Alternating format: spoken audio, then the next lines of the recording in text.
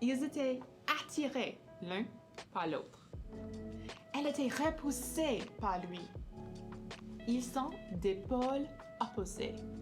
Nous utilisons souvent des termes magnétiques pour décrire les relations entre les gens.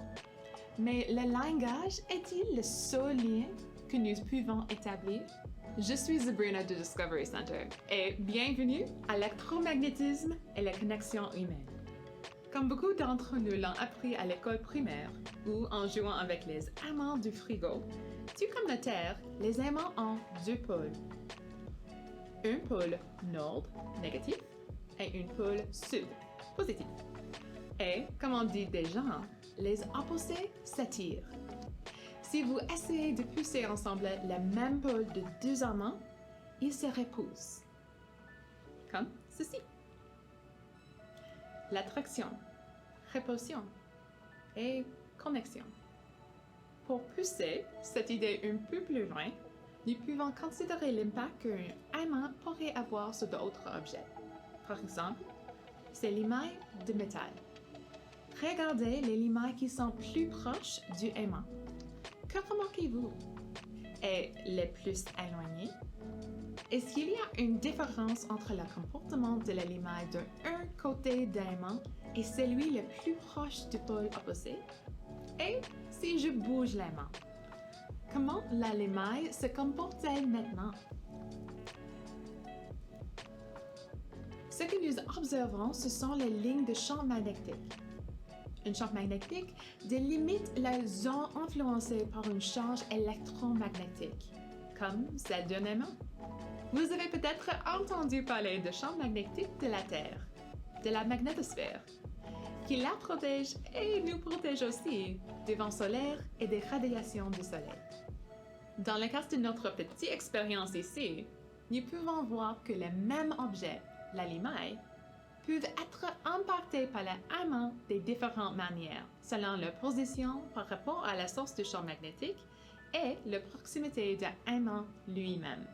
Ne pouvons-nous pas dire la même chose de la position et de la proximité dans la relation humaine? Nous sommes tous influencés par nos relations et nos liens avec les autres, et nos actions peuvent avoir des conséquences positives ou négatives pour les personnes qui nous entourent. Et parfois, ces conséquences ne sont pas celles que l'on entendrait. Ici, j'ai trois objets, un tube en aluminium et deux billes, l'une en verre et l'autre en métal. Si je fais tomber chacun de ces objets séparément, je m'attendrai à ce que la gravité les tire tous de la même manière. Vas-y. Un. Et les autres. Mais si je vais tomber les billes à l'intérieur du tube, ce que je vois alors, essayons. Les billes en verre. Tombez contre vous. Mais attendez. Le billes de métal a pris beaucoup de temps que l'autre. Comparons à nouveau les deux. D'abord le verre.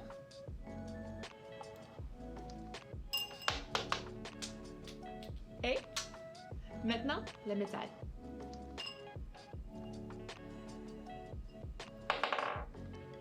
D'après vous, quelles sont les raisons de ces différences de mouvement?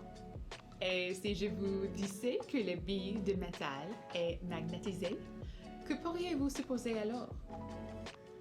Si nous pouvons voir à l'intérieur du tube, et si nous n'avons pas besoin de limaille de métal pour voir le champ magnétique, nous pourrions peut-être voir la loi de Lenz en action. La loi de Lenz stipule que la direction dans laquelle un courant électrique induit circule sera opposée au changement qu'il induit. Dans le cas de notre expérience, l'attraction de la gravité provoque ou induit un changement dans le flux du champ magnétique. Pour s'opposer à ce changement, le champ d'éléments se déplace latéralement, ainsi que vers le bas, ralentissant ainsi le mouvement d'aimant dans le tube. Aussi inattendu que soit cette interaction entre le tube et l'aimant, la loi de Lenz est utilisée dans de nombreuses technologies différentes. y compris pour les montagnes russes, les attractions de chute de tour et même les trains à grande vitesse maglev, ou les trains qui utilisent la lévitation magnétique. Tout cela montre que même les interactions les plus inattendues entre deux objets, forces ou personnes peuvent avoir des résultats incroyablement bénéfiques.